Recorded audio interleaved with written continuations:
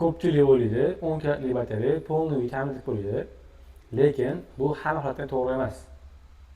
Hammaga assalomu alaykum. Men ismim Ramziddin. Men quyosh panellari, invertorlari va batareya sotish bilan shug'ullanaman. Bugun sizlar bilan 10 kilovatlik batareya qancha vaqt ketishini haqida gaplashamiz. Misol qilib olaylik, 10 kilovatlik batareya uy rasxodi 2 kilovat bo'ladigan bo'lsa, bu 10/2, ya'ni kuniga 5 soat ketadi degani. Endi oddiy hisob bilan ko'rib chiqamiz. 1 kilovatlik yuklama 1 kilovatlik agar nagruzka bo'lgan bo'lsa, bu 10 soat degani. Agar 2 kilovat bo'lgan bo'lsa, bu 5 soat. Agar 5 kilovatdan bo'lgan bo'lsa, bu 2 soat degani. Masalan, mijozimizda muzlatgich, televizor va chiroqlar mavjud. Bu umumiy 1,5-2 kilovat bo'ladi.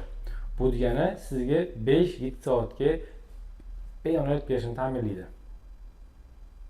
Eng katta xato bu hamma narsani bir vaqtda yoqib qo'yib ishlatishda bo'ladi. Ya'ni bizga ko'pchilik jalba qilishadiki, ya'ni batareyaga tez tugab qolyapti deb jalba qiladi. Bu narsa bir vaqtning o'zida hamma narsani yoqib qo'yish, ya'ni shu muzlatgichni ham, konditsionerni ham hammasini bir vaqtda berib qo'yib, keyin bizga ko'pchilik muammolar kelib chiqadi. Shunaqa masala bo'yicha. Bu narsa eng katta xato hisoblanadi. Agar sizga ham qanaqa batareya kerakligini bilmoqchi bo'lsangiz, hozir menga obuna bo'lib qo'ying va kommentariyada uyingizda qanaqa bor jihatlarni yozib qoldirsangiz, men sizga hisoblab beraman. Xohlasanglar, keyingi videoda 5 kilovatlik batareya haqida gaplashamiz.